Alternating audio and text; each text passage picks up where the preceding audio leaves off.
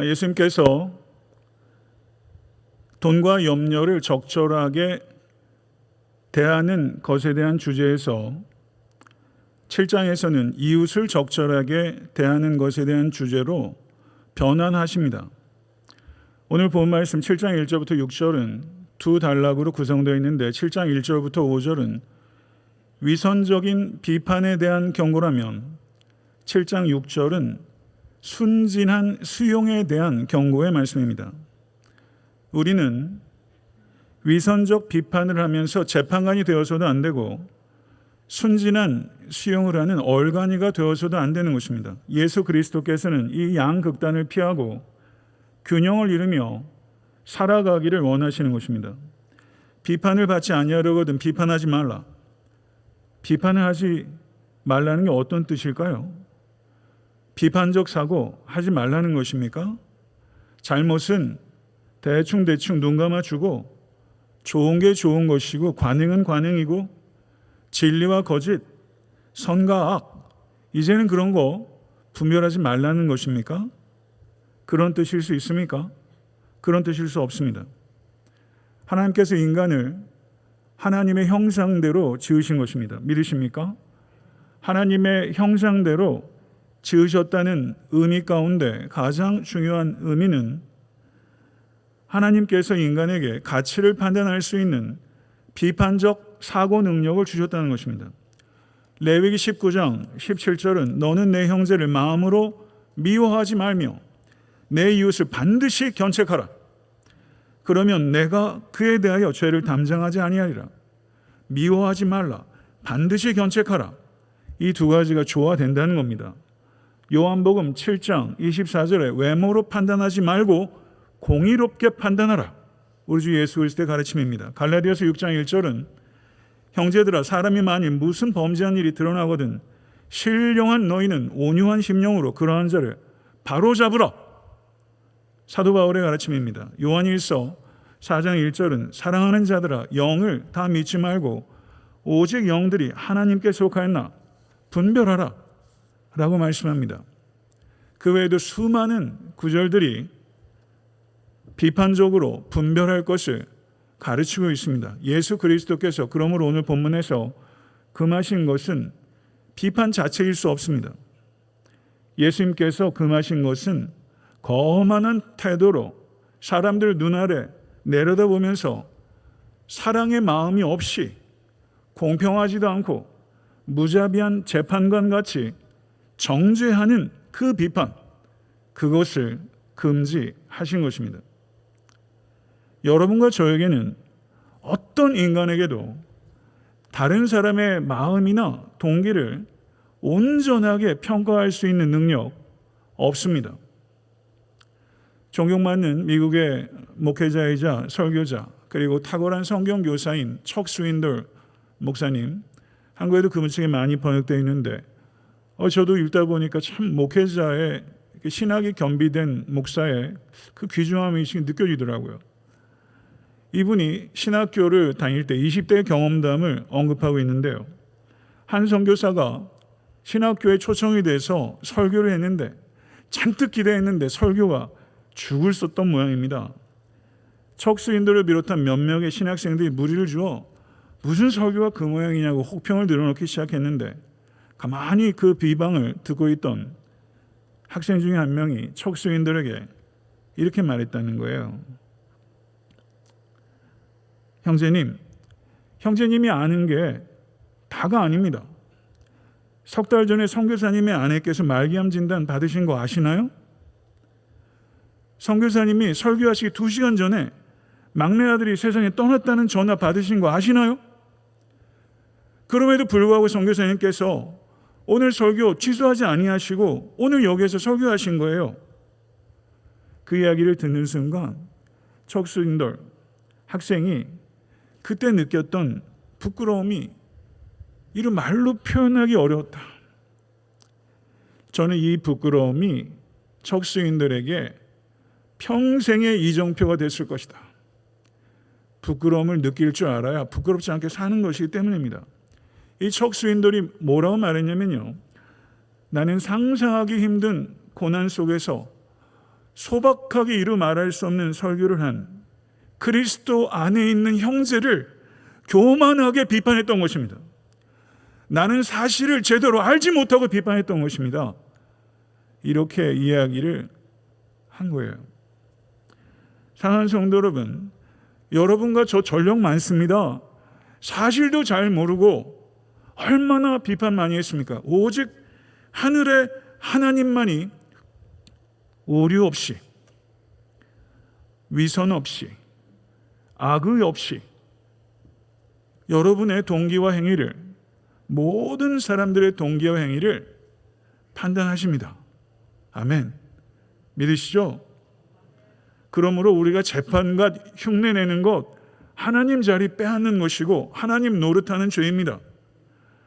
재판관과 같은 비판, 그거는 하나님이 주시는 게 아니라 사탄으로부터 오는 것이고, 재판관과 같은 비판을 하면서 칼을 후두르면 가정도, 교회도, 공동체도 허물어질 수 있다는 것을 성경 우리에게 가르치고 있는 것입니다. 다른 사람을 사랑 없이, 인정사정 없이 정죄할 때 그 결과에 대해서 마지막 심판이 있을 것인데, 그때 하나님께서 자비 없이 판단하는 너에게 자비 없는 심판을 내릴 것이다 라고 주님께서 말씀하셨어요. 엄중한 경고입니다. 너희가 비판하는 그 비판으로 너희가 비판을 받을 것이요, 너희가 헤아리는 그 헤아림으로 너희가 헤아림을 받을 것이다. 지금 내가 다른 사람을 판단하는 그 기준이 마지막 때 하나님께서 너를 심판하는 기준이 될 것이다. 아멘. 주님께서 이렇게 말씀하셨어요. 사도 바울께서 로마서 2장 1절에서 그러므로 남을 판단하는 사람아, 이렇게 많이 살아왔지 않습니까? 남을 판단하는 사람아, 누구를 막론하고 내가 핑계대지 못할 것은 남을 판단하는 것으로 내가 너를 정죄함이니 판단에는 내가 같은 일을 행함이니라. 남을 판단하면서 사실은 너 자신을 정죄하는 것이다. 다른 사람을 정죄할 때 내가 세운 도덕적 기준이 있지 않습니까? 그걸로 정죄하잖아요. 그렇기 때문에 나중에 하나님 앞에 갔을 때 하나님, 저 그거 몰랐어요 라고 얘기할 수 없다는 거예요. 어찌하여 형제의 눈 속에 있는 티는 보고 내 눈 속에 있는 들보는 깨닫지 못하느냐. 자신에 대해서는 그토록 너그러우면서 다른 사람에 대해서는 어찌 그렇게 가혹한지. 5절을 보시면 건설적 비판이 되기 위한 전제를 말씀하십니다. 5절 한번 보십시다. 외식하는 자여, 먼저 내 눈 속에 들보를 빼라. 그 후에야 밝히 보고 형제의 눈 속에서 티를 빼리라. 티를 빼는 게 필요하다는 거죠. 티를 빼지 말라는 게 아니에요. 다른 사람에 대한 정당한 평가 필요한 일입니다. 그런데 다른 사람에 대한 정당한 평가는 자기 자신에 대한 정직한 평가가 선행될 때에만 가능하다. 자기 자신에 대해서 정직한 평가가 안 되는 사람이 다른 사람을 정당하게 평가 못합니다. 자신의 문제를 먼저 해결한 후에 다른 사람의 문제를 도울 수 있는 밝은 눈을 갖게 되는 거예요. 이 눈 가지셔야 합니다. 이 밝은 눈을 분별이라고 합니다. 분별을 다른 말로 건설적 비판이라고 합니다. 어떻게 해야 분별을 가질 수 있을까요? 어떻게 해요? 하나님을 충분히 사랑하지 않으면 분별을 갖지 못합니다. 하나님을 충분히 사랑하면 분별을 갖게 되는 거예요. 아멘. 하나님을 사랑하면 사랑할수록 분별이 생겨요. 분별의 목적은 무엇입니까? 분별의 목적은 현실을 정확하게 파악해서 개인과 공동체를 세우는 것입니다. 분별에는 다른 사람을 낮추고 자신을 띄우고자 하는 욕구가 1도 없어요. 이 분별은 이렇게 말하는 거예요. 형제님, 저는 형제님을 사랑하기 때문에 형제님을 돕기를 원합니다. 내일은 형제님께서 저를 도와야 할 필요가 생길지 모르겠습니다. 이렇게 말하는 거예요. 여기에 교만이 들어갈 자리 없습니다. 6절을 보게 되면 사랑이 없는 비판에 대한 금지를 말씀하신 후에 외부인에게 거룩한 것을 주지 말라라는 금지 명령이 나와요. 이게 전체적인 문맥이 어떻게 연결되는지 사실 해결하기가 그렇게 용이해 보이진 않아요. 그런데 이 말씀을 여러분 잘 아시는 말씀이에요. 거룩한 것을 개에게 주지 말며 너의 진주를 돼지 앞에 던지지 말라. 그들이 그것을 발로 밟고 돌이켜 너희를 찢어 상하게 할 거니 없느니라. 여기서 개와 돼지로 지칭하는 사람이 불신자를 얘기하는 겁니까? 아니에요. 거룩한 것은 복음을 나타내는 것이며 진주는 복음의 가치를 상징하는 것으로 이해하면 정당할 것 같습니다. 개와 돼지로 지칭된 사람은 불신자를 가리키는 것이 아니라 분명한 복음의 증거가 지속적으로 나타남에도 불구하고 냉담한 경멸을 나타내고 치유할 수 없는 불경건함 속에 살아가며 완전히 악에게 자기를 맡겨버린 사람, 그 사람에게 예수님께서 이렇게 말씀하신 거예요. 독사의 새끼들아, 여우라. 헤롯 같은 경우 그렇게 부르셨죠. 어쩌면 우리는 그렇게 악과 맞서서 단호하게 호통칠 수 있는 그 믿음의 결기를 가져야 될지도 모르겠어요. 우리 주님께서 마태복음 10장 14절에 누구든지 너희를 영접하지도 아니하고 너희 말을 듣지도 아니하거든 그 집이나 성으로 나가 너의 발의 먼지를 떨어버리라. 같은 맥락의 가르침입니다. 근데 이 말씀을 우리가 주의 깊게 적용해야 돼요.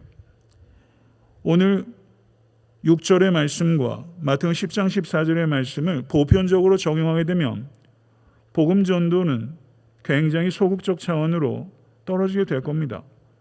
그래서 이 말씀을 보편적으로 적용할 것이 아니라 매우 예외적인 상황에 적용해야 하며 통상적으로는 그리스도인들은 원수에게조차도 핍박하는 자에게조차도 기도하며 그들의 중생을 위해 기도하고 인내하며 견디는 것이 통상적인 태도가 되어야 합니다. 그러나 예외적이고 특징적인 상황에서는 단호하게 해야 될 때가 있다는 것을 우리가 성경을 통해서 말씀을 하고 계신 것이죠.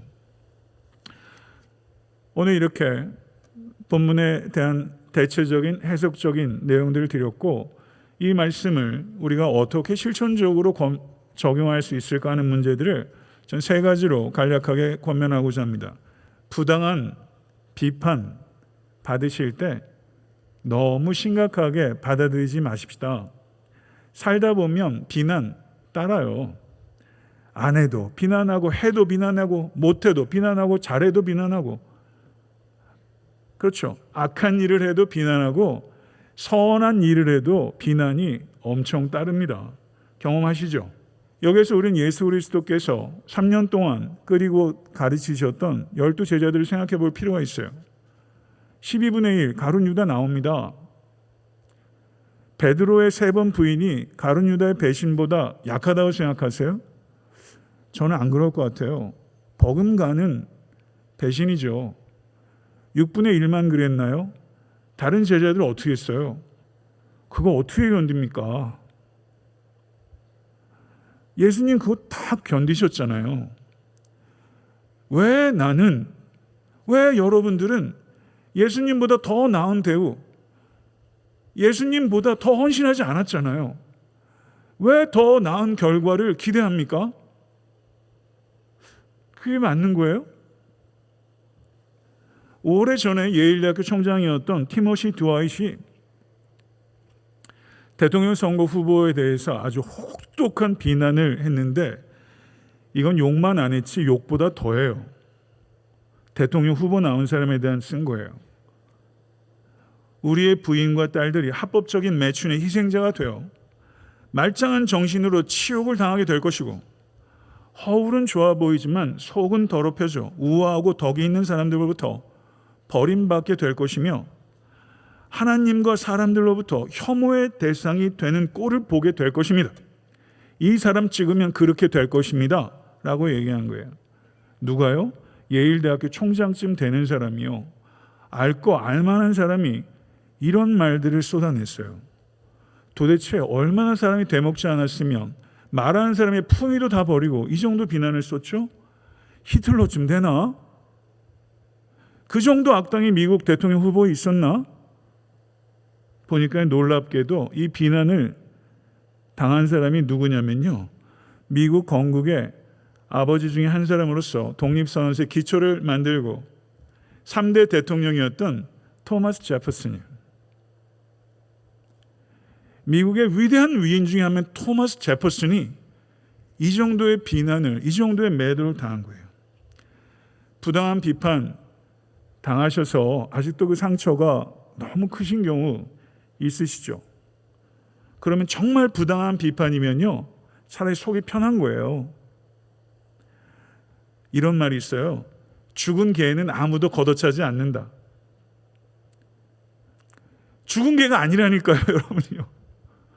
여러분이 그만큼 중요한 사람이 됐다는 거예요. 저를 한번 따라해 보세요. 부당한 비판은 칭찬의 변형이다. 다른 사람이 부당하게 비난하는 것 안 막아집니다. 안 막아져요. 그게 돼요? 부당하게 비난하는 것 안 막아져요. 그러면 막을 수 있는 게 뭐냐면 부당한 비난이 나를 괴롭히는 것은 막을 수 있어요. 이거 결정하십시오. 두 번째, 정당한 비판은 수용할 줄도 알아야 되고 정당한 비판은 부탁할 수도 있어야 됩니다.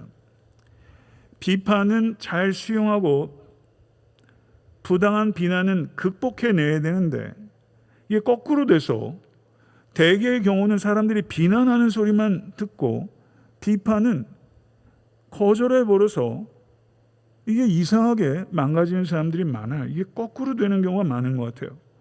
어리석은 사람들은 사소한 비판에도 발끈하고 현명한 사람은 자신을 비난하는 사람들 속에서도 배우는 사람인 것 같아요. 살아오면서 이게 이런 욕 들어보셨어요? 이런 빌어먹을 멍청이 같으니. 웃으시는 분은 안 들어보신 것 같아요. 빌어먹을 멍청이 같으니. 누가 들었냐면 에이브람 링컨이 들었어요. 누구에게요? 그의 정적으로부터. 에드윈 스탠튼. 링컨이 이 말을 전해 들었어요. 누가 또 가가지고 그런 거 꼭 가서 이런 사람이 있어요. 그랬더니 링컨이 이렇게 말해요. 그래?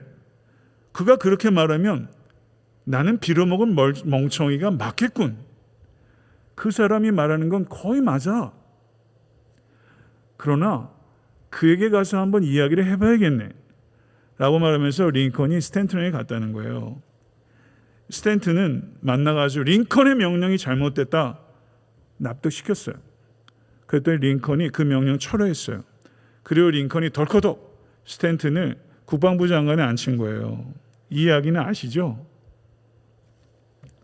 링컨의 장례식에서 많은 사람들이 추모의 말을 헌정했는데 그 헌사된 연설 중에서 가장 탁월한 것은 이 스탠튼의 연설이에요.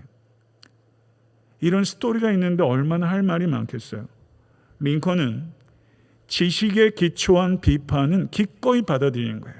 이게 리더예요. 우리를 향한 칭찬을 들으면서 이 칭찬이 정당한지 따지세요? 이 칭찬이 내가 정말 받을 만한가 따져보세요? 안 따진다고요. 비난을 들어요. 그러면 따져요. 나 이 비난 들을 이유가 없어.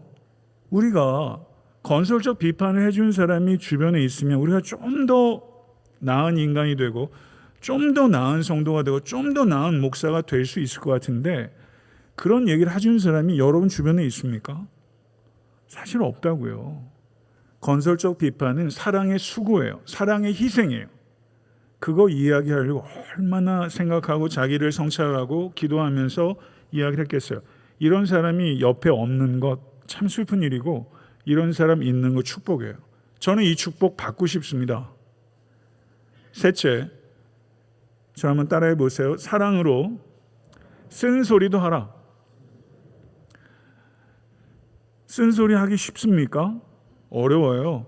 상처받고 싶지 않고 상처 주고 싶지 않아요. 그 방법이 쓴소리 안 하겠다는 거예요. 쓴소리 듣지도 않겠다는 거죠. 그게 우리가 선택한 방법이에요. 이런 만화 컷이 있어요. 제가 읽었던 책에 이런 만화, 제가 직접 그 만화를 본 건 아니고 인용한 거예요. 그 미국 만화에 이런 게 있었대요. 한 설교자가 아내에게 말했습니다. 여보, 내가 오늘 강단에서 진리를 말했더니 교회가 나를 자유케 했어. 무슨 말인지 아세요? 진리가 너희를 자유케 했는데 진리를 얘기했더니 교회가 목사님 다음 주부터는 안 오셔도 됩니다. 진리를 말했더니 교회가 목사님을 자유케 했다는 거예요. 우리가 뭔가 쓴소리를 할 때는 이래서 관계에 어려움이 있을 것이라는 것까지 각오할 정도가 안 되면 이런 것들을 권면하기 어려워진 세상이 됐다는 게 이게 참 너무나 슬프고 위태로워 보여요. 예수님께서 세상에 오셨을 때 예수님께서 꽉 끌어안은 사람들은 세상이 안기 어려운 사람들이 주로였어요. 대표적인 인물 삭개오. 삭개오를 누가 아나요? 그 삭개오를 예수님께서 부르시고 삭개오야, 내가 오늘 내 집에 들어가야 되겠다. 들어가셨잖아요.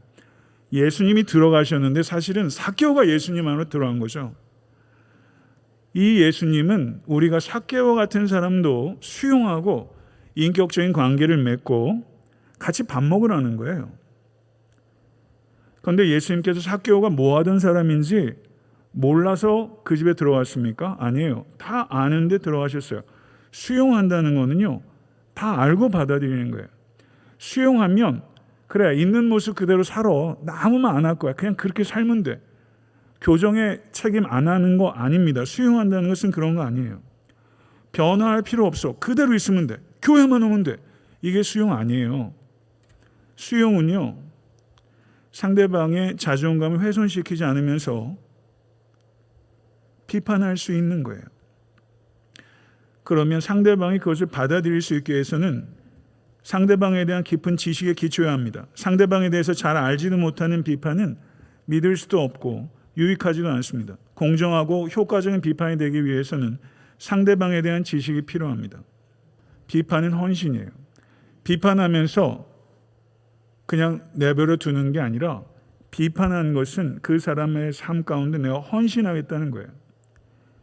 하나님께서 갈대를 꺾지 아니하시지만, 상한 갈대를 꺾지 아니시지만 우리가 상한 갈대로 살기를 원하지 않으세요. 여러분 한 분 한 분은 백향목이 될 거예요. 아멘. 하나님께서 상한 갈대 같은 우리들을 사랑해 주시고 헌신해 주세요. 이것이 상한 갈대 같은 성도들을 향한 우리의 태도가 되기를 원하세요. 그렇게 해야 신앙생활이잖아요. 그러면 다른 사람의 삶 가운데 내가 헌신하여서 그 사람을 잘 교정해 주기 위해서 좋은 방법이 있는데요. 가장 효과적인 방법의 하나, 제가 팁을 하나 드리는 거예요.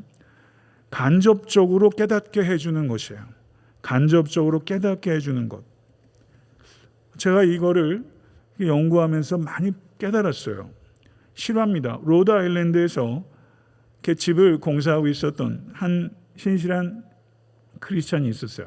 직장에서 열심히 일하고 돌아와 보니까 이 공사하는 사람들이 나뭇가지가 곳곳에 널려 있고 영 보기가 좋지 않았어요. 그래서 화가 막 버럭 난 거예요.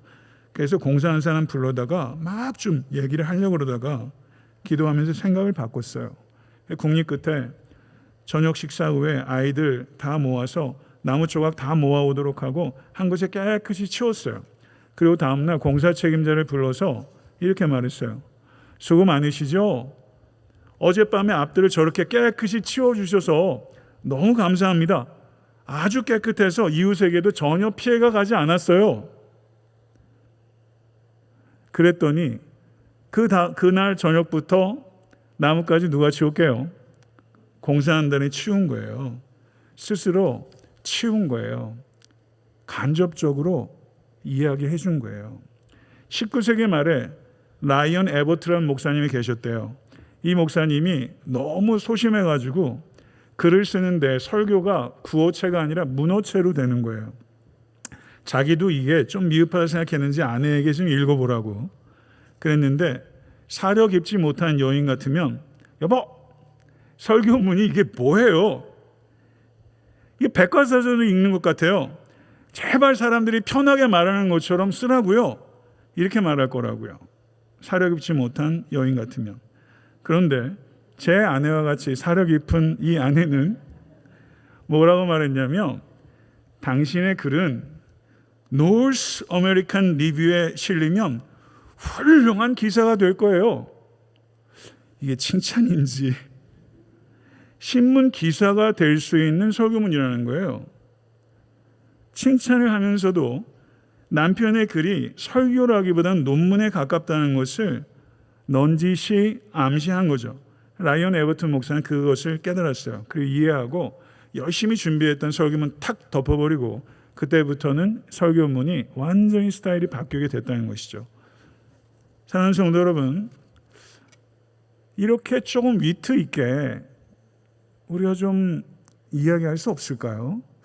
왜 이렇게 조금만 생각하면 할 수 있을 것 같은데, 그러면 많이 행복해질 것 같은데, 이민생활 아무리 각박해도 이렇게 한번 해가지고 목장 모임 때 이렇게 한번 간접적으로 이야기를 했던 것들을 한번 나눠보세요.